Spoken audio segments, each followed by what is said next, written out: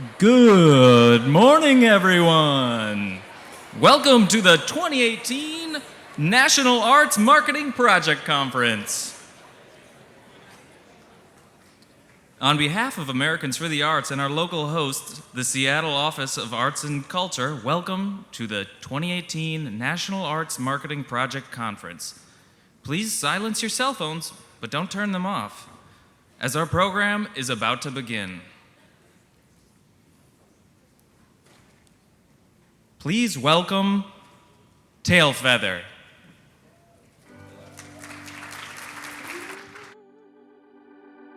Something tells me that after I do this, I won't feel the same.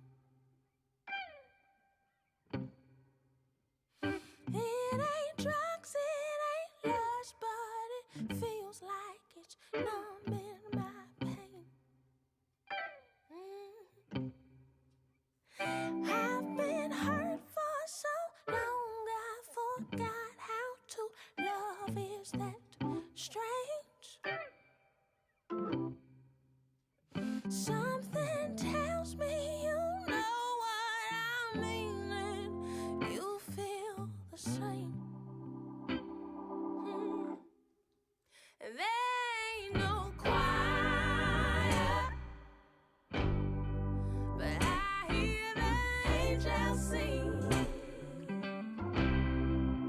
Holy as water, falling from heaven's feet. Oh, baby, there ain't no altar, but I can't help but praise. Ooh, baby, tell me this feeling I'm feeling is not in vain. Babe, 'cause you've seen inside me.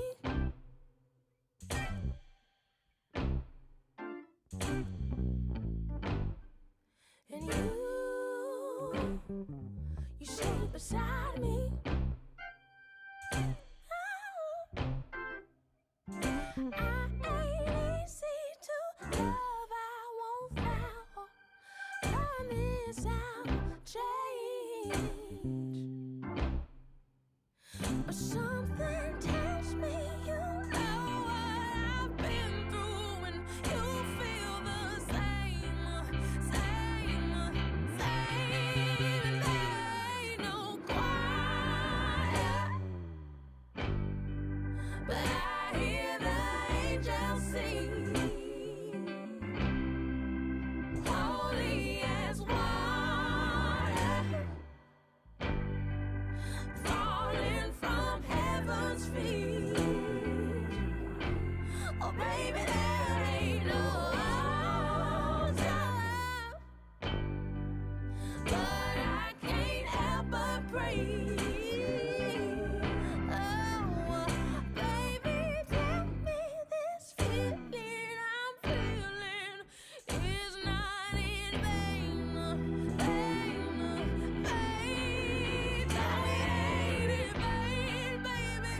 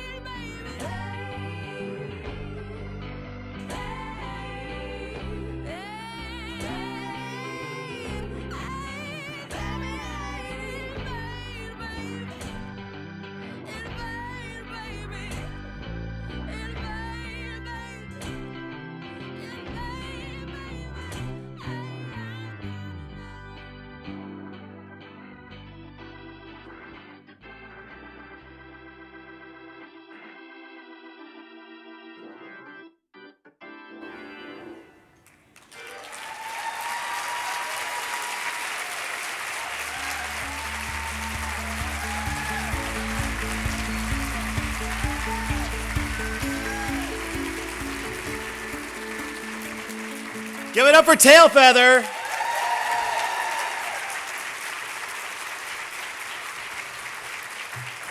And that is how we do breakfast in Seattle. My name is Randy Engstrom. I have the extraordinary privilege of being the director of the Office of Arts and Culture for my favorite place in this world, Seattle, Washington. On behalf of Mayor Jenny Durkin, the Office of Arts and Culture, the entire host committee, welcome to our city. We're so happy to have you here. At the office and in the city, we have a practice of beginning every meeting or event that we have, public or internal, by acknowledging first that we are gathered here today on Indigenous land. We are here on the traditional territories of the Coast Salish people and the Duwamish tribe in particular. And to sort of open that in the most respectful way possible, we're very fortunate to be joined by the great-great-great-great-grandson of Chief Seattle, namesake of our city, Chief of the Duwamish tribe. Please join me in welcoming to the stage, to welcome all of you to our city, Ken Workman.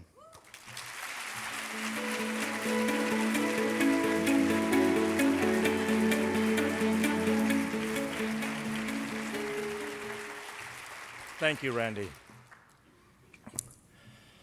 And in the words of my grandfather, the words that we weren't allowed to speak for so very long, it is good to see you, my friends.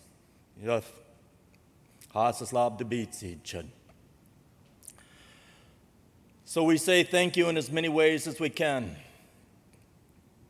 that people would come here to this place. And my grandfather, 170 years ago, he said something like this. He said,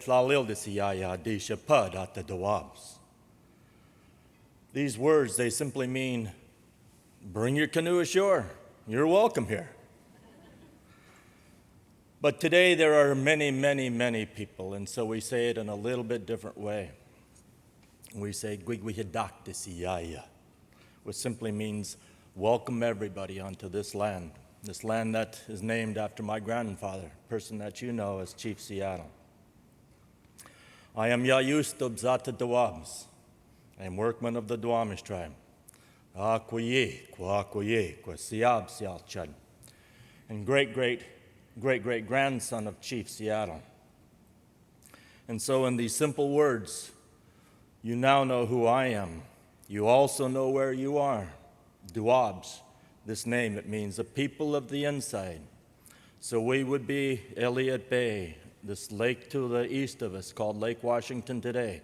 Hatchu is the name that we used to call that. And this is just a small portion of all the indigenous people that are here.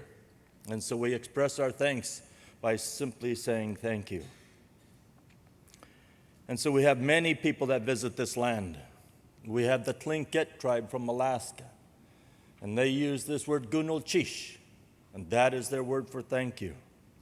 300 miles south of the Tlingit, you run into the Haida Gwaii, where they use hawa. 100 miles east of them, the Simpsian, where they use Deutschkum. Another 300 miles south, you're in the middle of British Columbia on the west coast, where they use Tleiko. All of these words mean the same thing. They mean thank you. On the Canadian-U.S. border, use the word Haiskasiyam. They will know that you will understand their language and that you will be welcome there. Right here in this area, we use Tig or Kwi, the Tulalip, the Suquamish, the Duwamish, the Snoqualmie, the Puyallup, the Muckleshoot. If you say, "O Tigweed Seed," we will know that you're trying to understand our language and we will accept you. On the Columbia River, the Washington-Oregon border, say Hayomase, they will know you. In North Dakota, use Pilamaya, Pilamaya Yalo for a man, Pilamaya Ye for a woman, and they will know you. And so this is how we say thank you. Thank you for coming here and traveling to this place today. So when I say Esquidita Chetisia Tuadagui Bashida Fate Sha Keobirate Wolsham Woluf Ati Bashida Fate Ate He Kwashok Seattle. This simply means, thank you, my friends, for traveling in the air, on the water, and on the crowded streets of Seattle to be at this place here today. And so, like my grandfather before me, when he said, come ashore, my friends, onto this land. You are welcome here. It's my honor and it's my privilege to say to you once again, as my grandfather did, thank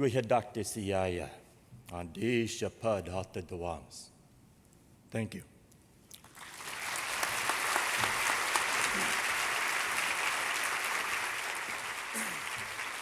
Ken Workman. We're so excited for what you guys get to experience for the next 3 days, because Seattle is a city that changes the world. Commercial air travel, desktop computing, online retail, expensive coffee drinks. The entire music industry over and over and over again. Quincy Jones, Jimi Hendrix, Nirvana, Heart, Modest Mouse, Pearl Jam, who parlayed their international success and genre-defining sound into a series of home concerts that raised $11 million for homelessness services this last summer. That's what this place is about. It's about empathy and belonging and resistance and possibility. It's about the role of the arts to challenge and push a world to be better than it is today. We live in a really complicated moment. And I think that at this place, in this time, we have a fascinating opportunity to push just a little further. Adrienne Marie Brown, the author of Creative Strategies, said in a talk I saw her give in Detroit last year that we are in a war of imagination and we're losing. And we're losing to fear, and we're losing to division, and we're losing to othering. And I invite you, as you're here for the next 3 days, to push through that, to lean into your imagination. We take very seriously our office's commitment to racial equity at the Office of Arts and Culture, and we recognize that the pursuit of racial justice, the pursuit of liberation, is not that different from the act of creating art, in that you have to imagine something that has never existed, and then you have to push to try to make it real. And you have to try and fail and try again, and you have to interrogate hard questions, and you have to take bold risks. And I think that as artists, as creatives, as cultural workers, that's the work we do every day. You're gonna get to see some real jewels of this city, both inside the building and out in our community. Tonight, you'll get to see Seattle Art Museum. If you're able to do some of the offsites, you're gonna get to see the Wing Luke Museum, which is amazing, the first cultural district we have on Capitol Hill, the future home of our office in King Street Station. Tomorrow morning, Ijeoma Oluo, who I wish would run for governor, is absolutely amazing. You'll get to hear about the ways in which we're pivoting from economic impact to social impact as a metric of how we measure what arts and culture do for a city. And I hope that you engage with all of that. I hope that you get out and see our city. I hope that you meet the people who live here and work here. And I hope that you join us for the rest of the time that you're here in trying to change the world. Thank you and welcome to Seattle.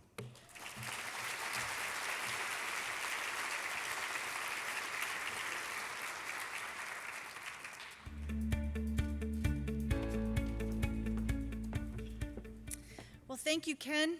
Thank you, Tailfeather, for opening us up in such a powerful way. And thank you, Randy, for being such a great friend to Americans for the Arts and hosting the 2018 National Arts Marketing Project Conference. Good morning, everybody. I'm Maura Walker, and it is really my delight to welcome you all to the conference on behalf of all of us at Americans for the Arts. So we're so excited to be here in Seattle for all the reasons Randy just mentioned, home of the Pike Place Market, as he said, the Seattle Art Museum, which we're going to get to tonight, the iconic Space Needle, and this bustling arts and culture community that exists here. And then there's that little coffee shop that we all go to every morning, Starbucks, that started here, which is pretty amazing. It's great to be here with all of you as we explore new trends in arts marketing, new ways of reaching audiences, new ways of using technology. So I've been asked to do some pretty crazy things over the years on this stage in front of you all. Several years ago, for those of you who are here may remember that I had to do the demonstration of the Google glasses thanks to Clay Lord. So that was an up, back, sideways, turn around. It is no coincidence that several weeks later they canceled the Google Glasses project. Just a few years ago, I was asked to speak up here for the first public speak after President Trump was elected. So, Democrats, Republicans, Independents, non-party members were all walking around a little head spinning, a little stunned, so that was quite a treat for me. And now I'm before you again after a pretty monumental election. These midterms brought the largest number of voters out. Over 113 million of you came out to vote.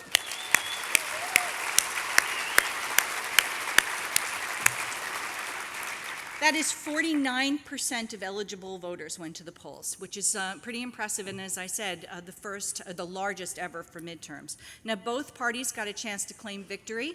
So Democrats took over the House, which is fantastic, and Republicans got to retain control over the Senate.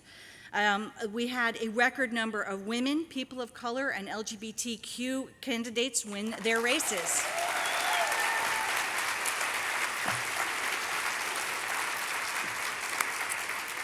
We will now have more than 100 women serving in the House. Yep. The first Muslim women in Congress were elected in Michigan and Minnesota. The first Native American women in Congress were elected in New Mexico and Kansas. We're going to have the youngest woman in Congress, who's Alexandra Ocasio-Cortez, a 29-year-old from New York. Colorado elected their first openly gay governor. Woo! Tennessee elected their first woman to the Senate. Yep. And Massachusetts elected its first woman to the Congress. These are amazing. We're so exciting. We had some really great pro-arts ballots that got passed too, overwhelmingly. So in San Francisco, Prop E got passed. Now this requires a partial allocation of hotel tax going to support arts and culture. 74% voted in favor of that. In Culver City in California, a ballot initiative was passed to levy a tax for over $2.3 million annually to support excellence in core academic programs like math, science, art, and music. So that's great. And then in Tempe, Arizona, a sales tax measure was passed to create permanent source of funding for facility and program support for arts and culture there, and that was passed overwhelmingly. So this is an incredible time.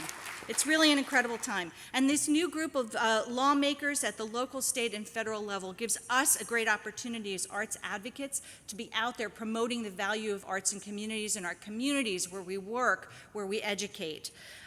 This is an incredible opportunity. I hope you all take a moment to join the Arts Action Fund for free, because it gives you great information and it tells you when we need you to take action, which is going to be a lot over the next couple of years. We are not out of this fight by any stretch.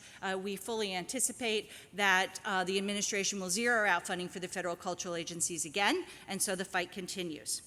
I want to thank you all every day for participating in this election process and for the work you do to stretch the boundaries of arts and culture, to connect disparate communities and promote empathy and critical thinking and pursuit of equity. I thank you for building new audiences, for engaging people in arts experiences in new ways. So for almost 60 years, Americans for the Arts has been working to support arts and cultural organizations in the desire to build healthy, equitable, and vibrant communities. And a cornerstone of that work has been you, arts marketers. You're working on the ground to share the power of the arts and the experiences of culture in our society today.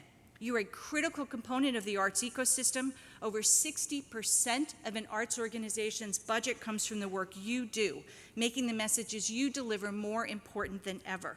And over the next 10 to 15 years, as we see the face of this country change, arts and culture organizations are going to need to find new ways to connect with audiences. As some of you learned in yesterday's pre-conference about building new and diverse audiences, there's so much trial and error, but the steady factor remains authenticity. Being true to the community that you work in and building long-lasting relationships is the corner of your work. So during our arts marketing blog salon that we did recently, we learned that there's so many ways for you to do your work. Prioritize your efforts and create at the center of audience in your message. Part of that work involves being able to adeptly communicate the value of the work you do to these various audiences that you're serving. So we recently conducted a national public opinion poll with polling company Ipsos. We learned that nearly 3/4 of adults participate in arts and culture events in theaters, museums, zoos, in musical performances. We also learned that they are participating in the arts in non-traditional venues. They're such as symphony in the park, or a performance in an airport, or an exhibit that's happening at a hospital or a shopping mall. People believe the arts provide meaning and personal benefits. 90% believe the arts are important to a quality of life. 81% say the arts are a positive experience in a troubled world. And 72% believe the arts unify our communities, regardless of age, race, and ethnicity. So as you know, data and storytelling are key to your delivery of messages. I hope you've had a chance to check out our new Social Impact Explorer. It's an online tool that helps you learn how to connect with the other sectors in your community, whether you're called to find connections between housing or transportation or safety or the environment. This tool will allow you to go online and print out fact sheets that give you statistics and case studies of how these connectivity and partnerships are happening across the country. For example, Arts and Housing are partnering in the Dorchester Arts and Housing Collaborative in Chicago. This rehabilitated public housing project is a block of 32 townhouses, providing housing for artists and community members with the intent of fostering dialogue and collaboration among these groups. Arts and Environment are partnering right here in Seattle with the Land Art Generator Initiative. Now, this provides a platform for artists, architects, landscape architects, and other creatives working with scientists and engineers to create solutions for sustainable energy infrastructures here. So I highly recommend that you guys take a chance to take a look at that Social Impact Explorer.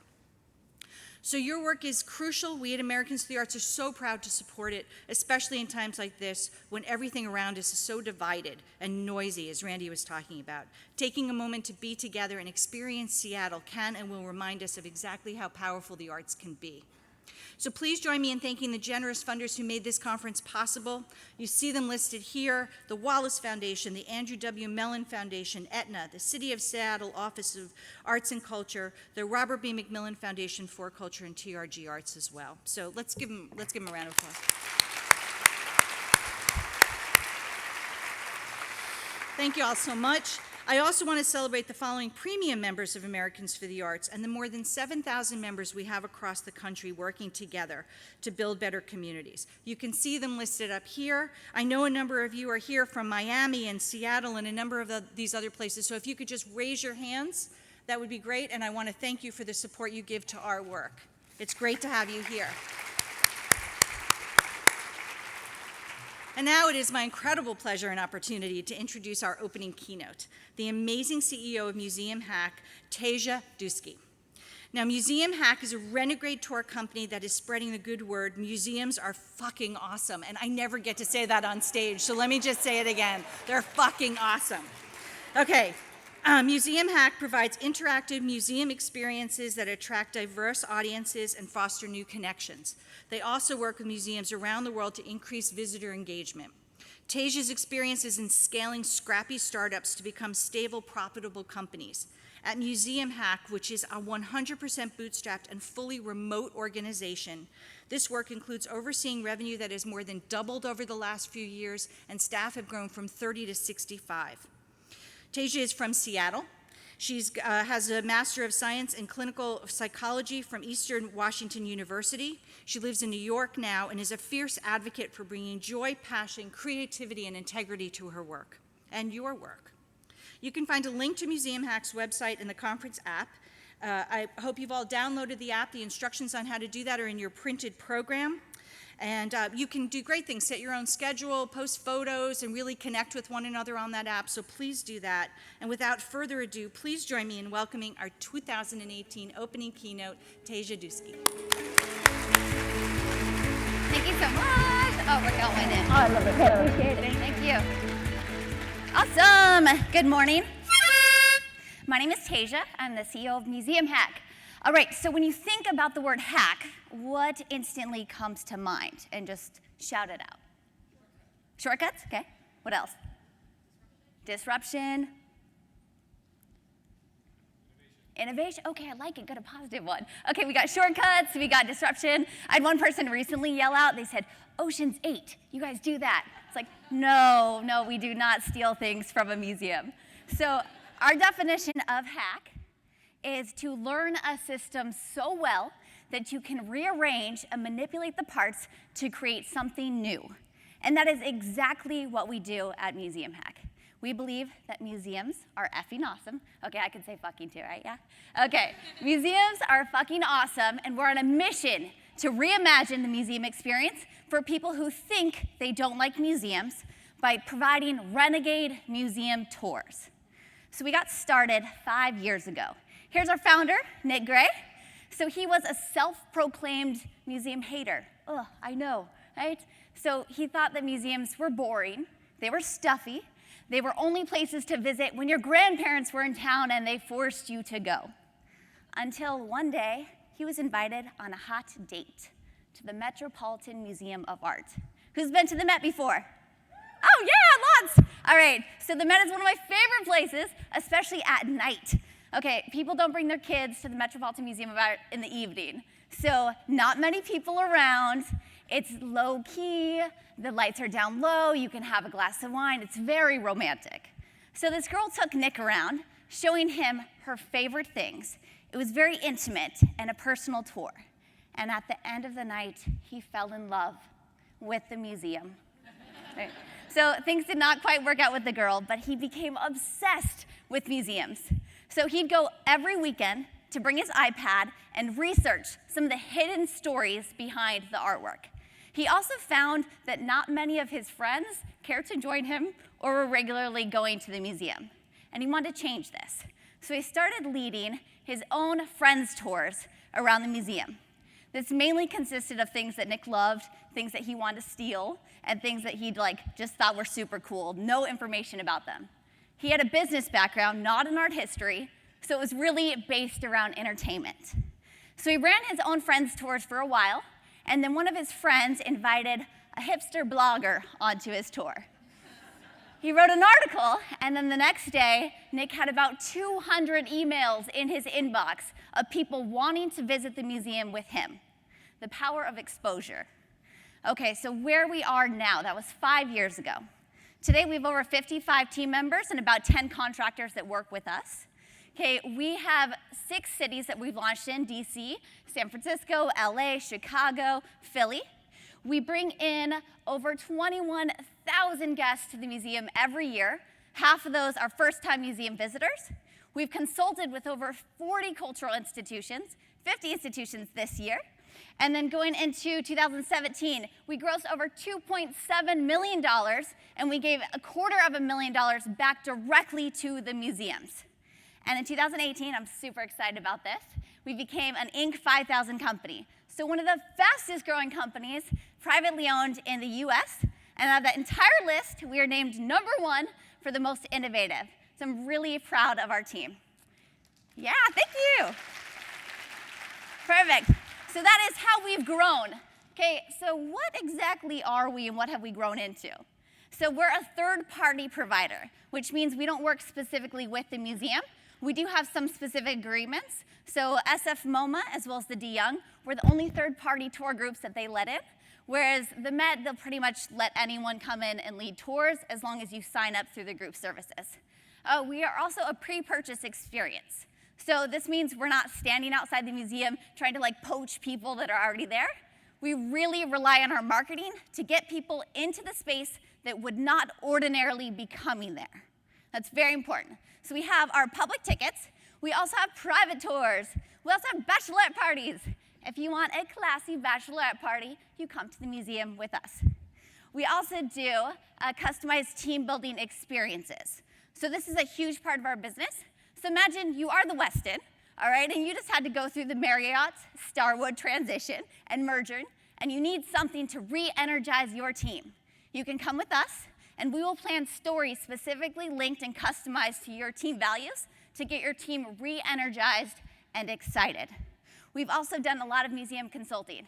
So I gotta do a shout out to the University of Wisconsin-Madison in the house. Okay, where are you?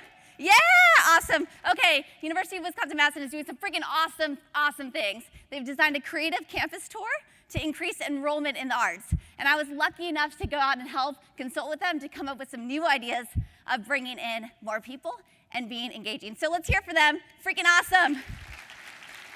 Awesome. All right, we also do brand activation. So a lot of marketers, they want a new, fresh way to bring in audiences. They hire us. So example, we had Bloomingdale's that wanted us to design a scavenger hunt of their space to get in more people to shop their retail. We were also hired by Fujifilm to use their cameras in a scavenger hunt with the hopes that after people use their product, they'd be engaged with the brand and then they'd want to buy it. Our whole target audience here is that millennial mindset. So people that want an authentic experience, they want something in real life that they're doing to engage with the brand. All right, so millennials tricky, huh? So how do we actually do that? So that's what I'm gonna share with you today.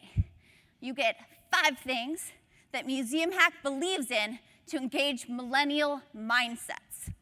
And the thing about this, you can use any of these starting today, right now, for your toolkit to be able to get those millennials engaged. All right, the thing is though, if I just told you what the 5 were, that would not be in Museum Hack style. So we gotta go on a little bit of a museum adventure here. I'm gonna do my best to turn this conference session into a tour group and run it similarly to we would a tour, but also because I'm the CEO, I got like street cred for running tours. I need to know how to do that. But you'll also get how I engage employees, because not only do I have to engage the audience of millennials, but I have to engage my own employees, which are millennials. So you get my tricks on how to run business meetings as well. And the first thing that we do is we have little elections. So what I need is 2 people to volunteer to be our cheerleaders. These need to be the most energetic, the most extroverted people. I need 2 people. This position does not come with relocation, so you stay in your seats, and you just need to cheer. So who do I have? 2 volunteers right now. Yes, right here too, awesome. All right, you get some buttons, so I'll give you some museums are fucking awesome buttons for it. Okay, so everyone, let's show cheerleaders what it's like to cheer for them. Yeah! Woo! All right, that's the bar. So anytime I have anyone that presents or volunteers, I need you to cheer for them because it's tough getting up here, I understand it. Okay, the other thing that we need to do, we start every Museum Hack experience the same way. We put our hands in the center. So you're gonna do it in your small tour groups, your small tables. All right, hands in the center like a sports team. We're gonna go down on up on ZM. Get it, like museum? So on the count of 3, down on mute, up on ZM. 3, 2, 1, museum! Hell yeah, you got it. All right, number 1 here. Starts with entertainment and passion. Oh man, I'm gonna show you a graph, and I just said start with entertainment, fashion, Okay, bear with me. So here's a study done by Impacts of what is important in overall satisfaction for visitor experiences. So what they rate is important for overall satisfaction. Check out entertainment up there at the top, about 20%. Check out education down here. We're like 4%. All right, you got cleanliness right there in the middle.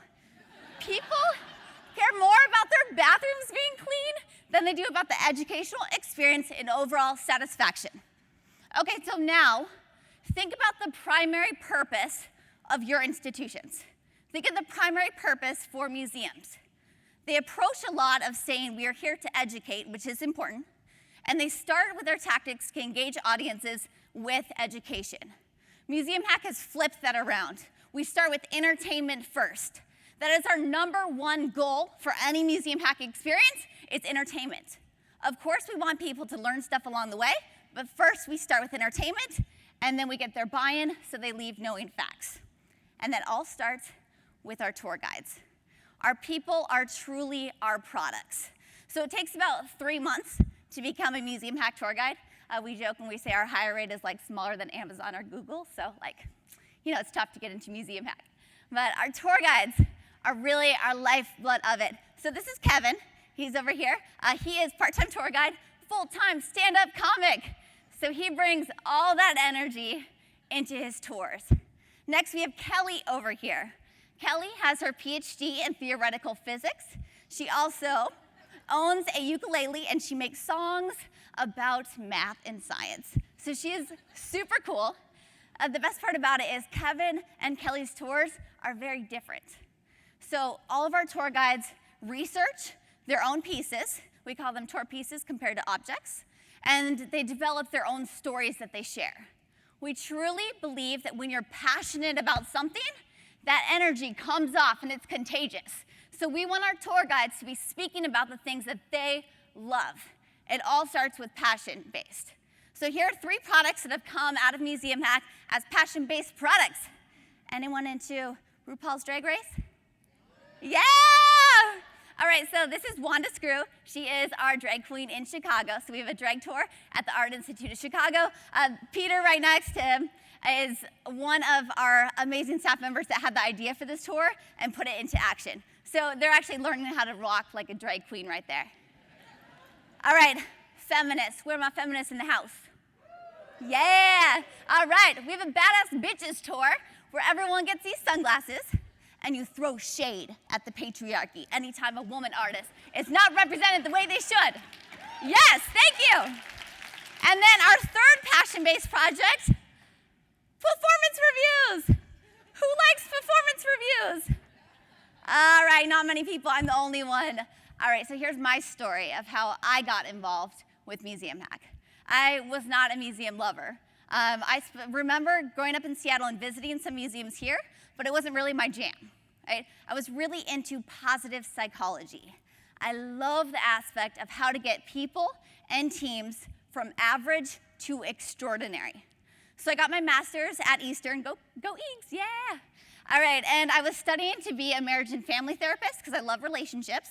And I was finding in all my workplaces, I was spending more time actually with my colleagues than I was my family.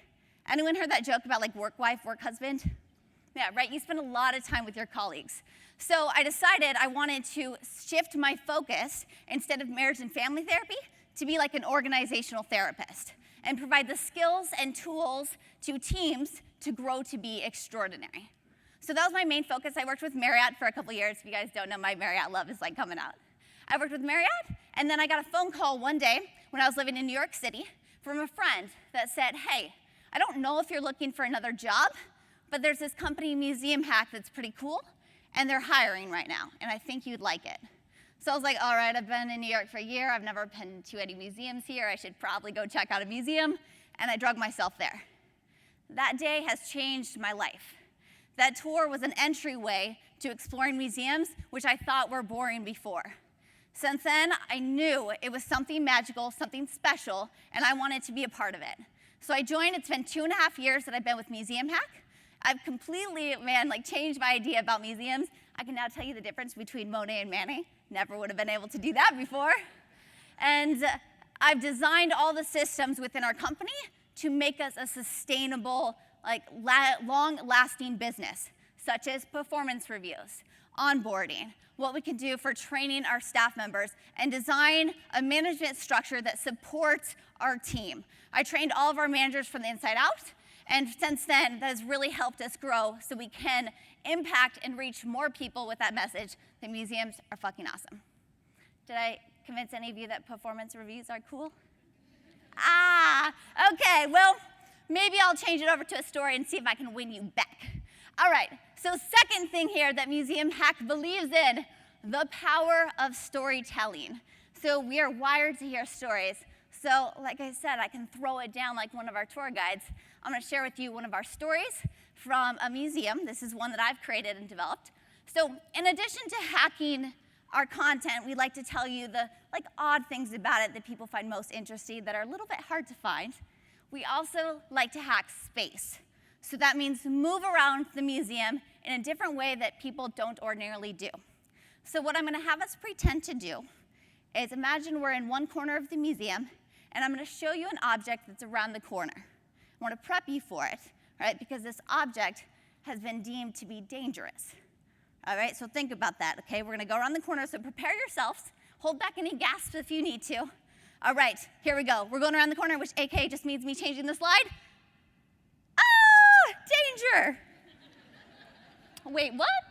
Okay, on a 1 being like angels, babies, kittens, 5 being like you're in the ocean with Jaws. Okay, how dangerous does this look to you? Let me see. 1, nod, 5. Okay, come on, I don't see you guys over there. What do you got? Yeah, okay, 1. Okay, we got a 5. Okay, you want to share it? Yeah, it looks pretty scary, huh? Awesome. Okay, so majority of people are about a 1. A couple people, I do have some with a 5. They're like, man, if Big Bird was in your house at night, that would be very scary and dangerous. Okay, fair enough, it would. Okay, so this specifically is in the Museum of Moving Image. This is one of my favorite museums in New York City. I really love it. I went and checked it out with my twin sister. So here's us with Big Bird. You can actually see his size, so a little bit scary. But, so I freaking love this museum, and I went here specifically because there was a Jim Henson exhibit. I love Jim Henson. I'm all about like Hermie, okay, and the Muppets, and I had to go check it out. So Jim Henson, I researched him after this. Pretty fascinating. He grew up in Mississippi. So when he was in high school, he started doing some puppet design, and he really was changing the way that we looked at puppets. So they all used to be, most of them were wooden. They had a stage behind them. They weren't really real, and they didn't feel like they were a character that was with you. And he was changing that and mixing it up. In college, he started doing some small TV production and using his puppets there. And then after college, he actually went into advertising because he believed if he could make people laugh, then he could sell something. So you guys, I found online a clip of one of his old commercials. You want to see it? Yeah. All right, here we go.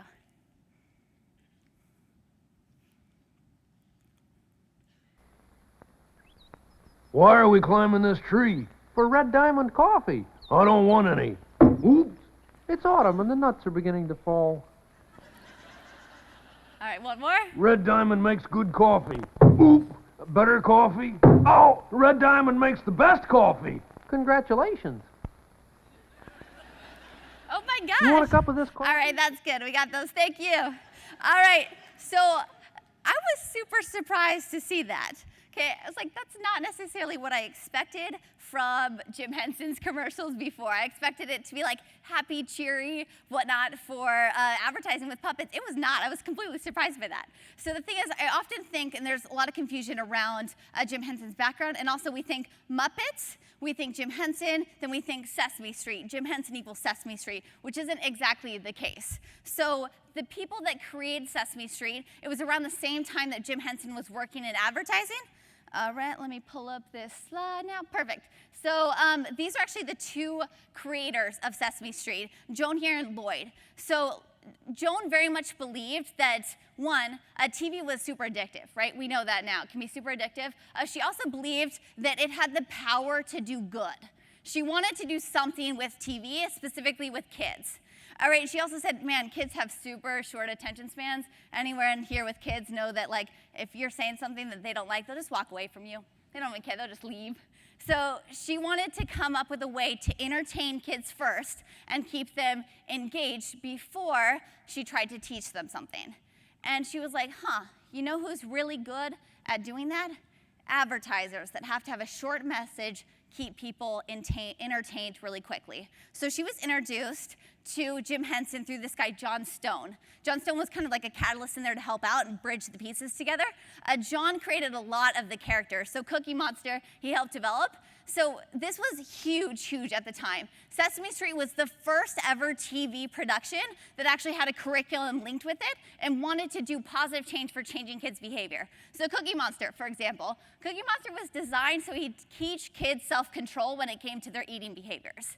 So they actually have legitimate research that supports that children, after watching episodes with Cookie Monster trying to hold down his cravings for cookies, that they're able to delay gratification after. Like, that's huge. That's huge. So I freaking love Sesame Street. I think it's absolutely amazing, and they're doing some awesome things about entertainment first before they're looking to educate. So we're gonna play a quick little game here. All right, it's gonna be called Sesame Street or Museum Hack. I'm gonna have 3 things, and you have to pick if you think it's Sesame Street or Museum Hack or both. So we're gonna do first Sesame Street, Museum Hack, and the final one will be both. All right, number 1 here. Dun, dun, dun, has celebrity special guest. Who thinks Sesame Street? Yeah, they got a lot. I mean, Jason Mraz was on there. All right, who thinks Museum Hack? Okay. The true answer is Sesame Street. They have all sorts of special guests and celebrities on there. Museum Hack, well, we haven't had any official celebrities come. Tony Hawk came on tour with us, but hey, he's not like helping out run our tours. We do bring special guests onto our tours. So for example, at one of our museums that we have a loop that goes through the musical instrument wing, we bring in a musician and they sing a song for us. So it's a great way to mix it up and bring the experience to life. We also have a fight instructor that comes in arms and armor and teaches us the 10 dual commandments. Okay, you guys got it? Yeah, a little Hamilton joke in there. Okay, number 2, we have uses puppets to teach. What do you guys think? Sesame Street? Yeah, right. Okay, Museum Hack? Yeah, both. The answer is both. Puppets. Rise, puppets. Yeah, check them out. Okay, if you can't quite see what they have, they got this little handheld puppet here. All right? Thank you, puppets. Cheerleaders, let's hear it for my hidden puppets here. Yeah! All right. So my team thought I was wild when I first introduced these puppets and these little hand puppets into our training system. So for our tour guides, it can be really intimidating, especially for introvert tour guides, to get in front of an audience and be able to share the content that they created. A lot of you know, especially being a creative soul, be able to put out into the world what you created can be very intimidating. So I want to come up with a way to get our people to feel less intimidated. And if you're smiling with a little puppet, it's less scary to be presenting what you're sharing in the museum. So we have all of our tour guides that are on staff listening and giving feedback, have little puppets. And puppets, let me hear you give a little chant. You guys hear that? You hear it? Yeah, okay. So it creates a little noise, kind of like snapping, and it can give you instant positive feedback on how well you're doing. And I found that to be extremely important, right? You're sitting there, you're presenting, you're not knowing if people are liking it or if it's not going well. This gives you that instant feedback, and it also teaches you, I'm all about training and teaching, what is landing and what's not. Our tour guides know if you have an entire piece where no one's like, that was cool, and you're like, ooh, you gotta rework something. So it's a really excellent training tool. I use it all the time. Everyone that has a puppet, you get to keep it. That's your little gift. Yeah, you can start using it in your training sessions. I'd love to see that. Number 3 here, have some haters. What do you think? Sesame Street? Museum Hack? Both? Okay, maybe some for both. Okay, so Museum Hack, we have had some haters. Okay, so I get asked in every single interview, what do the museums feel about you being in their spaces? I'm like, do you see my first slide? Do you see how much money we give to them? So bringing in new audiences, we have the same mission. We want to bring new people into the museums. So a lot can get on board with that.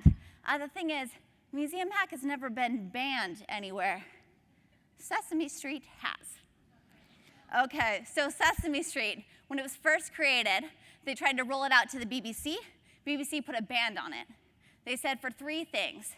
1, it is demanding right answers from children. Gasp. 2, they are praising those right answers. Oh, the horror, no praise. And 3rd, research reports support that it is changing children's behavior after watching the episodes. So they said it was a dangerous use of TV and was not to be used. So I think back on that, I'm like, oh, little Sesame Street characters. Some people do think you have been dangerous because you have shown a positive effect in changing kids' behaviors. So I'll leave that for all of you to decide what you feel about Sesame Street. I still love them, and I say, haters gonna hate, and we just gonna shake, shake, shake. Right? All right, cheerleaders, let's hear it for our Sesame Street and our puppets. Awesome, so real quick, I want you to think about what made that story different from what you would expect from a basic and a standard docent tour, because they are very different.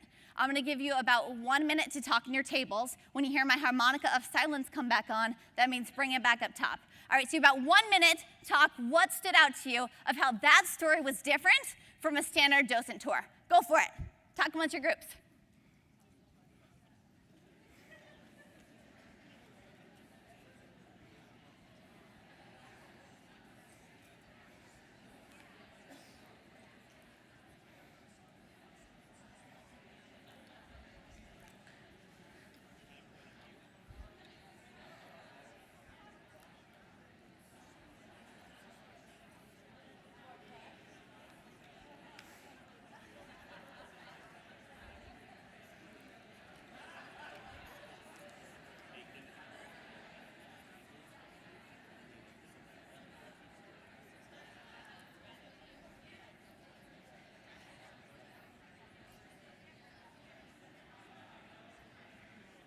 right, finish it up. I'm gonna have a mic runner come around. Megan's gonna help me out with the mic. So if you want to share, raise your hand up. We'll come over to you.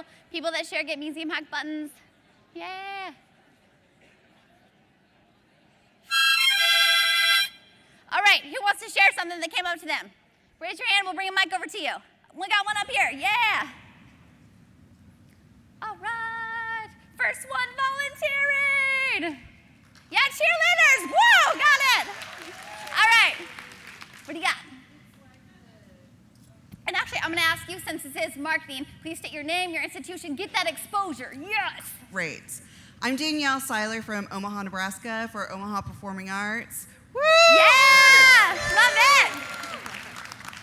And we were kind of talking about the journey of the story and how you kept putting in entertaining facts to draw everybody back in.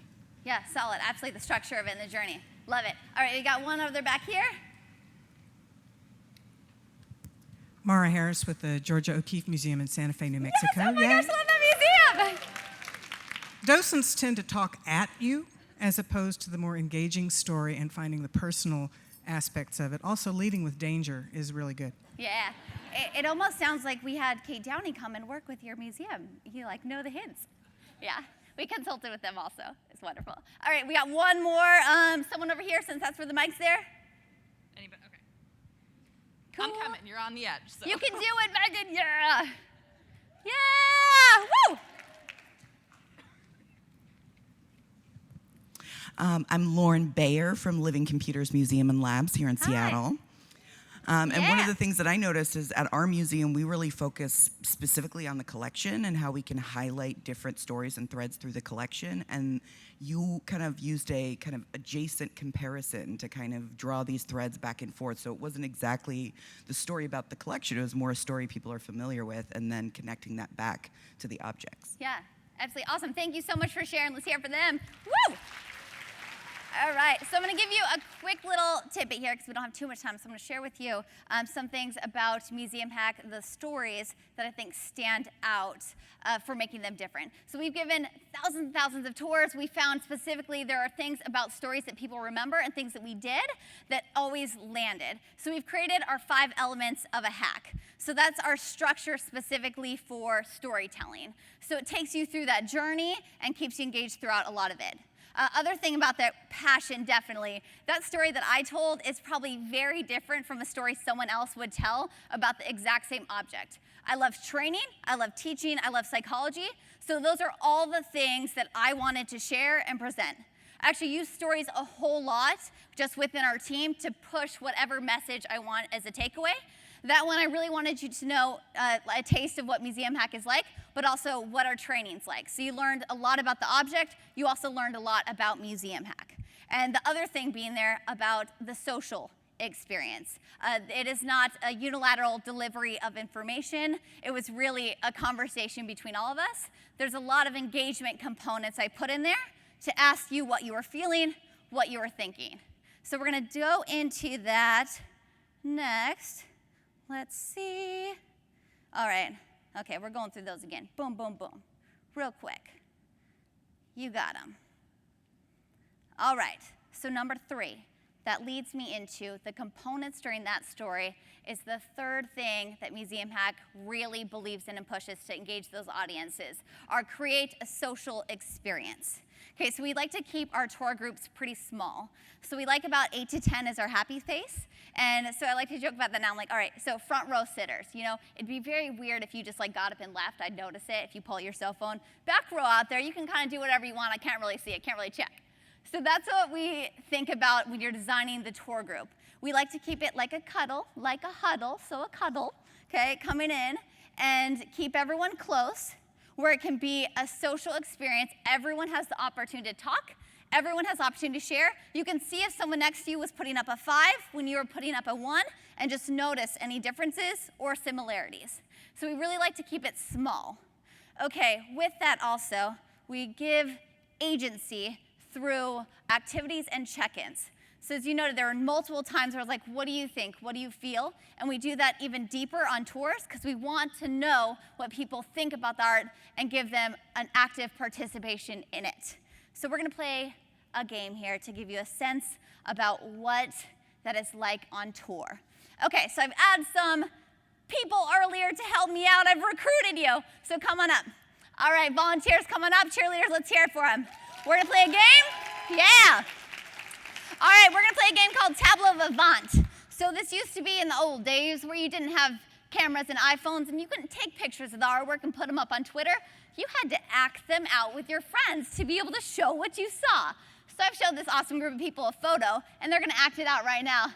And then I'm gonna show you that picture. All right, get ready for it. Everyone in position.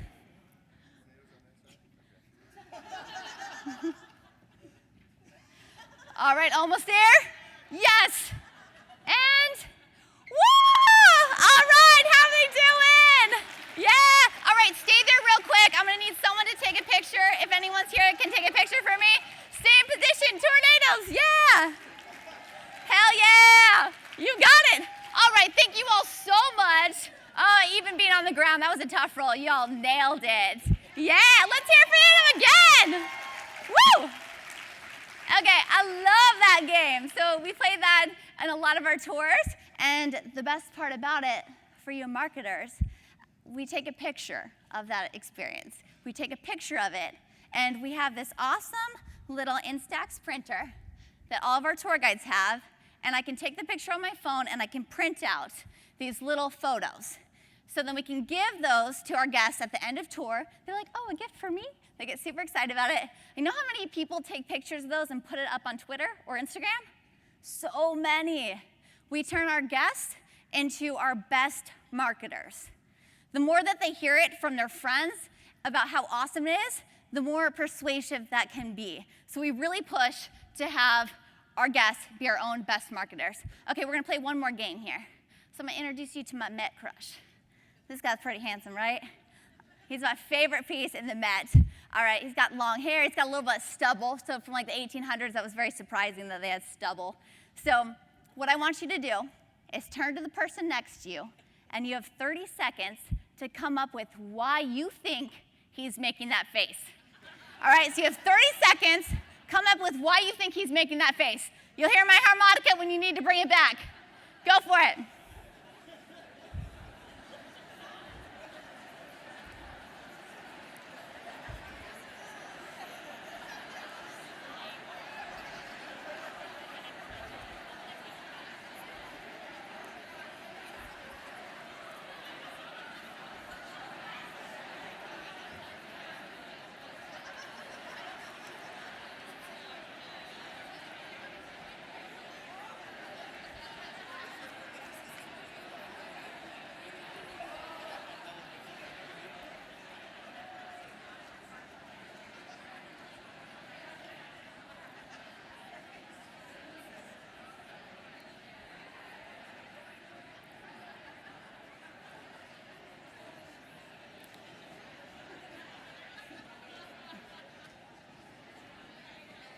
Okay, finish it up. All right, who's gonna volunteer? Who wants to share why they think that he is making, oh, we got one over here, all right. Mic runner coming over. If anyone over here, I think there's a mic set up, wants to come up over to this mic, we'll bring it over. Oh, you got a good one over there? All right, so again, your name, your institution. Jamie DeYoung, I'm Director of Marketing Communication at the University of California, Irvine. Yeah. And I was forced by my team to say this, but this looks like a snapshot of a man in the background of the Kavanaugh trial. Oh, yeah. That's amazing. Yep. That's pretty good. I like that. All right, so we have one over here. Okay, we're heading over. Can make it all the way. It's going to be worth it. This one's like sprouting, cheering. Awesome. So as we're going, let me see here. Someone want to share over here? I'll give you my mic. Want to go? Deborah. Okay, here you go. Okay. I'm Deborah. I'm from the City of Santa Fe Arts Commission. And are you saying, oh, you took the last piece of bacon? Oh, yeah. No one wants to give up that last piece of bacon. I like it. Awesome. All right, we are so close over here. This will be our last one. Hi, I'm Lauren Saunders, and I'm a graduate student at Carnegie Mellon University. Nice. And I think that his friend has just told him that he missed a chest hair when waxing, and he's very offended. Oh, Just hair waxing. Oh my gosh. Awesome. I love it. Cheerleaders, let's hear it for everyone that presented. Heck yeah. Awesome. Okay, my favorite part about both of these games, you don't have to know anything about the artwork to play them. Okay, because we've also found sometimes the stories that we tell can also be excluding to people. Have you ever heard a lecture that it's just a whole lot of words that you don't even know what they mean, what they stand for, and you feel like separated because of the story that is being told? This is a way to get new audiences coming in that don't have to know any base knowledge about anything hard history, anything, and they can still connect and relate to the art. And also, how many of you want to really know why he's making that face? Because I know. Yeah, you have it? Well, you're going to have to work for it, all right? You're going to have to come up to talk with me afterwards. I'm not going to share with you now. I'm going to make you wait. All right, but we are going to do a game throughout the rest of today because you guys are arts marketers, and I think you can do an amazing job. We're actually going to have a caption contest. Okay, so I just tweeted this picture. You can put your answer up there because I know you probably had some awesome ones that I didn't get to hear. And whoever I think this is going to be, whatever I think is the funniest. Okay, so whatever I think is going to be the funniest, I'm going to give you an Instax printer. So that little printer that you can print out those pictures and give to your guests, you get one. Okay, and I also want to have a secondary challenge with this. So anyone that posts a comment, how about anyone that likes them, you follow them or follow each other back. And if you follow me, I'll follow you back. Because a lot about being at this conference is to build connections and build networks. So use it as an opportunity to connect with more people. You got it? Hell yeah. All right, you win an Instax. We got a real prize. Okay, going on. Here we go. Number 4, create a sense of VIP. You guys want to know the secret about this one? The secret is it's more of an illusion of VIP than a real secret. All right, so people love hearing secrets. They love it so much, and it also gives you like an itch if you know a secret that you want to tell people. So we frame our experiences to feel very secretive, to feel very exclusive, so when people leave, they feel like they have to tell everyone that they just went on this amazing adventure that was specific to just them. So I really want to push that. You, again, turn your guests into your best marketers for you.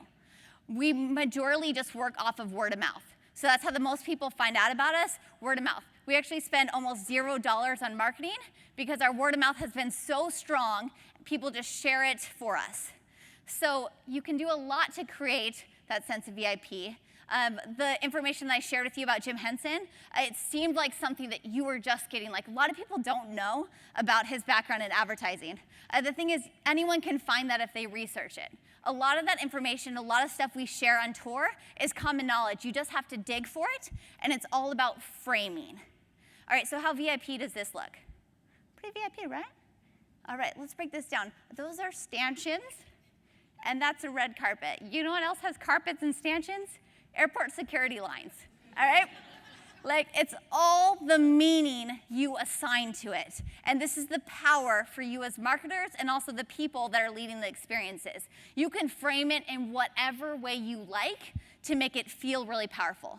So my favorite VIP story that I want to share with you, so I helped develop our social responsibility project within Museum Hack. So has anyone heard of the company Back on My Feet, the nonprofit organization?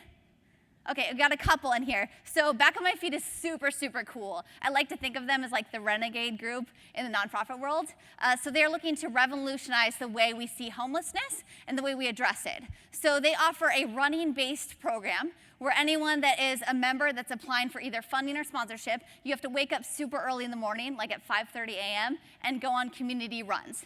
They could be community walks, whatever, not specifically limited for mobility, but they make people get up early, do something physically active, and get their day going. So we designed a program with them where we brought in 50 Back on My Feet members that were struggling with homelessness, and we showed them around the Metropolitan Museum of Art. This was specifically a population that said before they didn't feel welcome in museums. They felt like they didn't have the right dress. They didn't feel like it was a spot for them. What we did, we showed them around just like we would any other groups. We had them in small groups of like 8 to 10, and afterwards, some of the members were telling me that that was the first time in their life where they were looked at with envy. That before, when they were on the streets, people regularly avoided eye contact with them, but not on tour with us. It was a small group where they found other people in the gallery. It was like, what's going on there? Why is that team doing something fun? I want to be part of that. And it was the first time that they were really in a situation where they felt like they belonged, that the museum was a spot for them, and they get to be part of the in crowd. So I want to push the power of making experiences VIP and also inclusive. So that is our secret here for VIP. And I'm moving on to my very last one here, specifically for all of you at this conference. All right, so this is clear messaging and marketing and goals. So Museum Hack, our current marketing strategy, has changed a lot over the past year. So we are pushing to be a household name. That is what we're aiming to do. We want to be where people can just talk about us and they know what we are. Think about like Guinness Book of World Records. So from that, we started with, if you want people to know what you are, they have to know easily like what you do. So our first website, when you pop up here, this is just what it says. Okay, we lead unconventional tours of the world's best museums. So this is very intentional by our marketing team because they want to have a clear message of what we do. I was consulting in Kansas with about 30 cultural institutions, and before, since it was a marketing conference, I looked at all of their websites, and it was very hard for me on some of them to actually figure out what they did. Like, I didn't know what type of museum they were. So I want to push that, a clear marketing, clearly state what you do so people can understand and comprehend it. The second thing you'll see on our website when you join, okay, this some people say is quite annoying. I actually think it's quite annoying. It pops up and asks for your email address. Anyone have like auto pop-ups for email collection on their websites? Okay, we got a couple. So people were very against this because they're like, it feels so corporate, it feels like we're buying, and we're like asking people for stuff. So it was very against it. Most people have about like a 2 to 6% email sign-up rate. We have a 20%. So 20% of people that come to our website sign up for our emails, which is awesome, huge, huge, huge. So as much as it feels like you're asking something from a buyer, it is really good and it has a positive result. So I know especially in the arts world, it's really hard. You don't want to feel like you're being that pushy salesperson, and it could be just promoting it, but these are key to getting people to find out more about what you do. Okay, and then we have our blog content. So this is something that's also very much changed. We used to write a lot of case studies. All right, so we used to write a lot of case studies, and then we switched up. So now we write stories like we would tell on tour. So as an audience member, are you more likely to share a case study or something about vampires? Right? Okay, we found not many people except museum professionals like really cared about our case studies. So now we're getting hundreds of shares on our blog content and so many views. It also gives people a taste of what we do in the museum because it's very hard to explain what a museum hack experience is like unless you get to experience it like this. Okay, so we also put those stories all into a book. So we have our first ever Fierce Females book. We've been very excited. So people can get a taste of the museum without actually going into the museum. And then our last thing here I want to share, which is going to be our second to last thing. All right, so this is, we don't always just do solid content and stories. This is our most popular post ever, and I'm like, I don't even really get it. Okay, so which ugly Renaissance baby are you? You see how many shares that has had? Okay, so in addition to the stories, people also just want to have fun, and also the agency in this. People want to say, I would be that one because of this reason. Super, super powerful. So anytime you give your audience the chance to be a part of it and engage with your brand, super, super key. Okay, and here's one thing that sums it all up together. So we have a completely unofficial, unlicensed boy wizard tour. Hey, so any Harry Potter fans out there? Okay. Yeah. Okay, so we put together, our marketing before used to be, like, people just loved what we were doing, so it was very easy for us to get PR. Not so much anymore because we've been around for so long, but we have to be more intentional about it. So for our unlicensed boy wizard tour, we actually went to the meetup groups for Harry Potter, and we went and told them about our tours. We did this in San Francisco, and we sold out from straight meetup people for 5 months. So I really want to push that as an opportunity, go to the meetup groups and the people that are already in love with what you're doing. We also wanted to reach out to bloggers so that they could write about us because that's proved to be positive in the past. So this is a video that we created to send out to some of our bloggers to invite them on tour. All right, video, here we go. thanks for the background with the videos. No, Hedwig, come back! Oh my god, did you see that owl just now? It just flew away, just this moment. I tried to call it back with my wand, but my wand is a straw, so it didn't work. But Megan, this is really important because the owl just gave me a letter for you that cordially invites you, Megan Gianotta from AM New York, to a Harry Potter themed tour at the Metropolitan Museum of Art with Museum Hack, my company that believes in this. Museums are fucking awesome and full of witchcraft and wizardry in this particular case. This is the letter you've been waiting for since you were 11 years old. I know, because you're just like me. Now is your chance. Go to Hogwarts, slash the Met, have the best fucking tour of the museum you'll ever have in your life, and have a really great time doing it, and possibly learn how to escape some serious curses. Asio Megan. I'll see you there. Awesome. So that's Bex. She's one of our tour guides. She's an actress, and she helps us put together these videos to send out to marketers, and we've had a really good positive return on it. So I think that video alone sums up so much about what Museum Hack is. Starting with that entertainment and passion, making it a social experience, the stories that you tell, and then also like using that clear marketing and that clear ask. We're specifically saying this is what we do. We want to invite you on tour with us. And also, it's fun. It's fun, and I want to give you that one push. If there's nothing else you take away from today, have fun in your jobs. Because specifically, all of you here, it takes a lot to be in the arts. And you're all here by choice.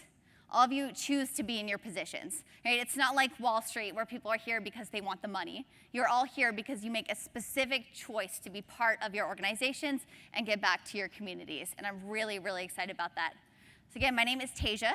We believe that museums are fucking awesome, and we're on a mission to reimagine the museum experience for people who think they don't like them.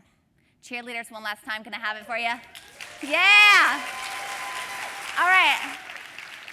So we got about 8 minutes here for Q&A. So if you have any questions, we got 2 mics up there. You also get buttons if you ask questions. So if you want a button. All right, we just need one person. Start it out. Yes, you want to go up to the mic right behind you?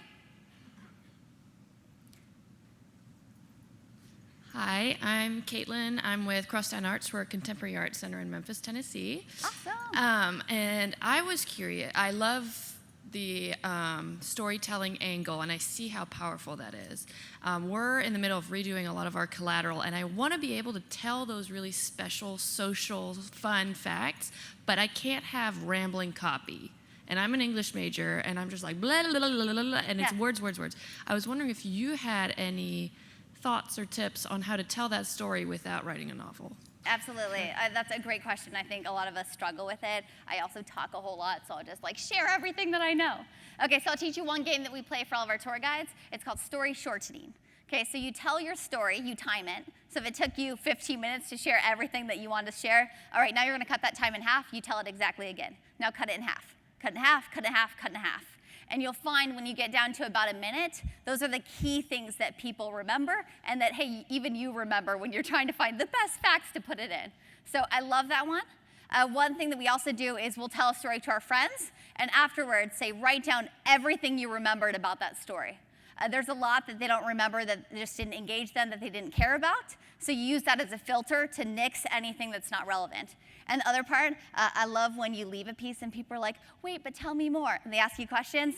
Keep them on the tip of your tongue, like wanting to ask you questions. So leave them with wanting to know more, so then they'll ask you and you get to seem like more of an expert by having more details. Yeah, help out? Cool. Awesome. All right, what else you got? Oh yeah, we got one coming up here. And another one, yes. Ladies first. Oh, thank you. Oh, that's so sweet. Yeah. Hi, I'm Roberta Johnson. I'm from the Greater Philadelphia Cultural Alliance. I'm an art service organization. And yay, Philly in the building. Woo! Yeah, absolutely. So I love this idea. I was wondering if you guys had like this model being adapted for performing arts organizations. Yeah, that's a great question. Okay, a lot of performing arts. We've done some consulting with some. The major thing that we push is storytelling, and then also how you design a VIP experience. So I know we were working with one opera house about how you could get a millennial group engaged. And the idea that we were pitching with them was, all right, so operas can be very long. a lot of times millennial mindset doesn't want to come in and sit for a 4-hour opera. Imagine having them come in at halftime. So they come in halfway through, they get a glass of wine, and then they get to meet the crew after backstage. And that was like, ooh, I'm like, okay, what would a millennial pay for that? Like, I would easily pay a couple $100s to have an experience like that where you get to go like backstage and meet the crew. You can also do any teaching sessions. So if it is like dance, okay, how do you get to see a performance and then potentially learn how to do it yourself? So there's a lot that you could do, and we adapt a lot of that. We can consult with any organization. So if you want some more tips and ideas, I'd love to share them. Awesome, thanks, great question. All right. Hi, my name is Devin. I represent the City of Atlanta Mayor's Office of Cultural Affairs. All right, yeah. And my question was, with your marketing team, how do they come up with the content and brainstorm the ideas that they push and they push out to the public? Also, what can you share about y'all digital strategy in regards to social media and more details about y'all website and what? Yeah, absolutely. Okay, so our marketing team's a size about 5. So I'll give you one tip. Their main strategy is they do what entertains themselves. So if you guys are on a laptop and you want to search Museum Hack Pirate and actually go to that website, you'll see something that our chief marketing officer spent like hours on just because he's like, this is so much fun. Okay, so that's it. Now, I won't tell you what it is now. You actually have to be on a computer to see it. So they go through what stories they like most and what entertains them. So mostly we have our content writer, Haley. She writes a lot of our blogs, articles. So whatever she's most fascinated in, we also can link it a lot with whatever's happening currently in the world. So when Halloween was coming up, we talked about the world's first witch. Okay? And then our online strategy, we use a lot for, it's actually very standardized. We have a spreadsheet that we put out, and it's like, okay, Wednesdays, Washington Wednesdays. Why people love George Washington so much? They just do. Every Wednesday, people like share a lot about George Washington. We have like Tour Guide Tuesdays, where on Tuesdays we share out a post that our current people that went on tour have posted, and we'll retweet it. So we have a very big structure. For every day we do a certain thing, and we just follow that system. So it's not very random. It is actually a whole like spreadsheet document detailed behind it, and we go through like whatever we find entertaining, and we often like test things on our team. So we'll like send it out, and we're like, all right, here are 25 of our memes for Halloween. Pick the top 10 that are actually funny, and then we'll share those. Yeah, I was like, whatever makes your heart beat, desire. Yeah, all right, here we go. Hello, I'm Krista Terrell with the Arts and Science Council in Charlotte, North Carolina.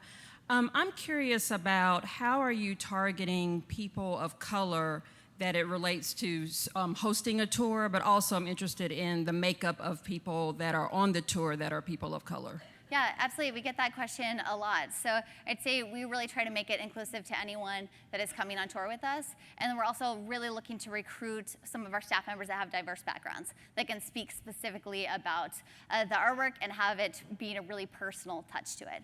And then in addition, we'll try to bring in as many consultants as we can to just share their personal stories and then see what we can gather from that to try to make it as inclusive as possible.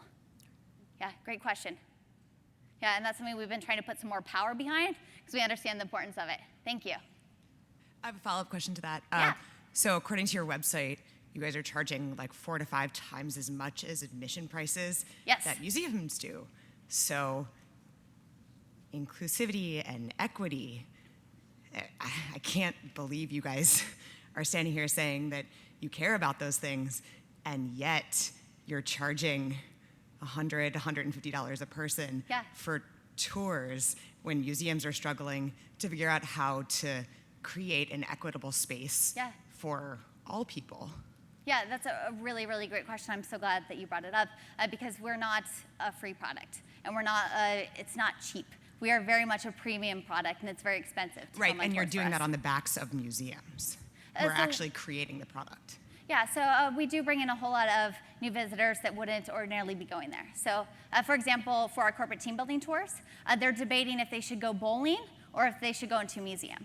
And part of the reason is they'd be going bowling or they'd be doing happy hour unless a lot of them wanted a new avenue to come into the museum.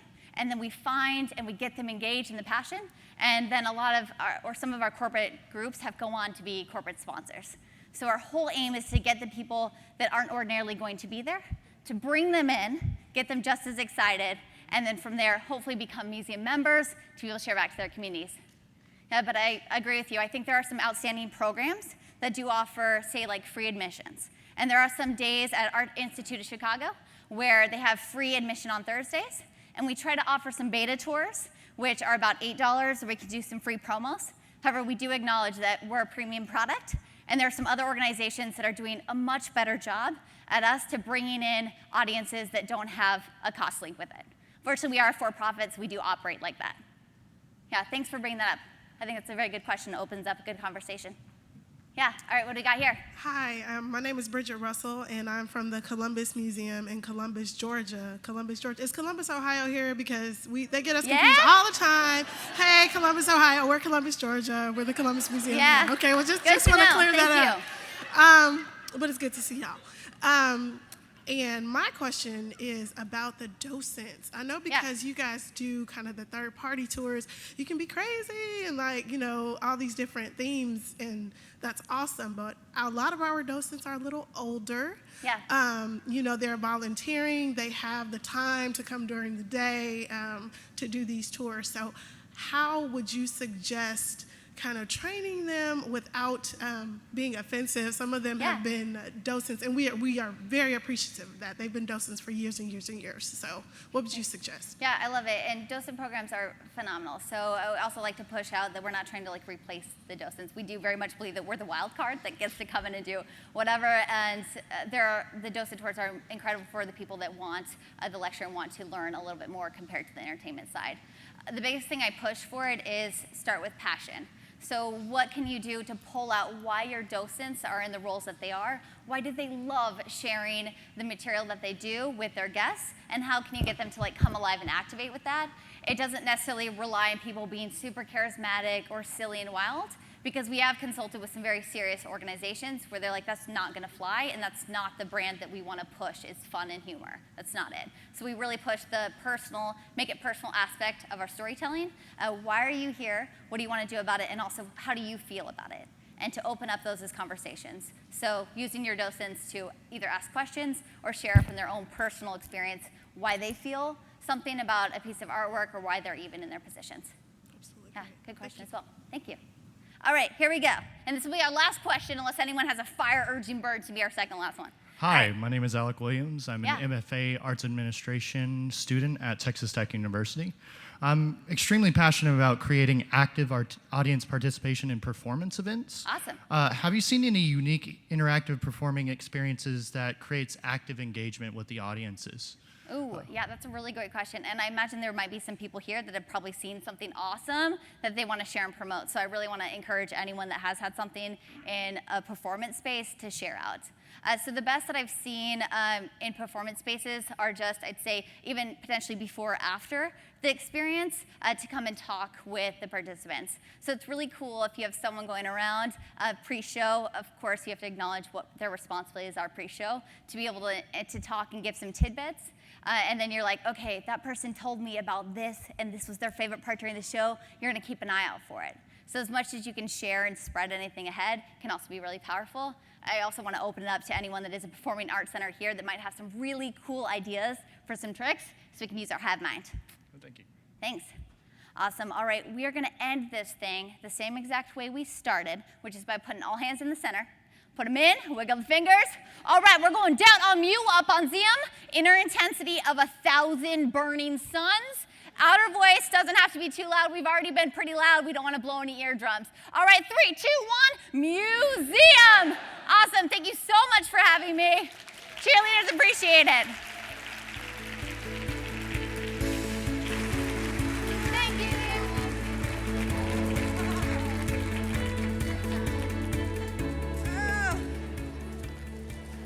So amazing. I just want to say what a great way to start our day. One more round of applause for Tailfeather.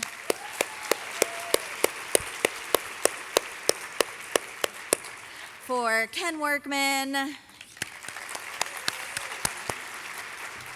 And of course, a big thank you again to Tasia for a wonderful and fun way to get energized this morning. So good morning and buenos dias. Welcome and bienvenidos. I am and yo soy Ruby Lopez Harper, Director of Local Arts Services with Americans for the Arts. I'm so excited to have you all here for the National Arts Marketing Project Conference. And boy, do we have a great lineup for you. I've got a few housekeeping announcements before we send you off for the rest of the day, so all of the boring stuff before you get to all the exciting stuff again. So the first thing I want to make sure that I mention is that we will have an artist market happening in Center Stage today and tomorrow between 10:30 a.m. and 2 o'clock p.m. So make sure you stop by to shop and try out some hands-on bits. It's going to be a lot of fun. Today at lunch, you'll have the option of joining topic-specific roundtables to either have casual conversations with your fellow attendees. There will be tables that are both kind of business focused for those go-getters, but there will also be fun tables like cats versus dogs. Show of hands, cats. Who's in the cat house? Meow. Who's in the dog house? None of you. That was a joke. Woof. And then there'll also be neutral tables if you just want to sit and like not people, and that'll be totally cool. So, make sure you grab your lunch, grab a spot, and it'll be a great time. An extra treat this afternoon. How many of you picked up the Coffee Fiend ribbon badge? Okay, this one's for a big shout out for you guys. At 2 o'clock at the Miami Host booth table area. That hand was up forever. That's a lot of coffee. At between 2 o'clock and 4:15 p.m., they will be hosting a 3:05 cafecito break. So make sure you swing by there, right? Yes, it is never too early for that kind of coffee. It'll be a Cuban coffee, compliments again of our 2019 hosts, between 2 and 5, 3:05 cafecito. In the front of your program is the schedule at a glance. I do want to particularly point you to the networking breaks in Center Stage. Along with the bookstore and all the exhibitors, it is a great opportunity for you to meet and catch up with fellow attendees. Stop by the members table to learn more about your benefits. How many members in the house? Yes! Thank you. That's awesome. Big round of applause. Ooh. Yeah, and then make sure that you're checking in with our exhibitors to learn about their amazing services. You can also learn more in the conference app. Who's downloaded the app? Okay, at the neck tomorrow morning, 100%, okay? Who commits to do it that hasn't done it yet? Okay, that's more than what just, yeah, okay, that works.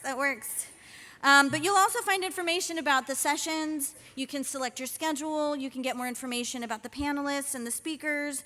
And so make sure you download that. Take a look. It's really great. This year, how many of you remember daily recaps from last year? Yeah. Okay, so we're trying something new this year with our daily recaps. In Center Stage, around where the bookstore is, we'll be gathering as many of you as are interested in just having a check out at the end of the day. I will be your hostess with the mostest, so make sure that you look for me, and it'll take about 20 minutes. It'll be a fun check-in before we go on to the fantastic, exciting end of our day, which is heading to the Seattle Art Museum for an unforgettable opening reception. So we do invite all of you to gather in the lobby starting at about 6:30 for a group journey over to the reception. We will have walking options and transportation options for you to choose from. Make sure you wear your dancing shoes or get your finger snaps ready to go. A reminder for tomorrow morning, a lot of you have been asking about our offsite specials. It was an amazing part of our event last year that we have brought back for you. This year we have 3 different tours that you can participate on.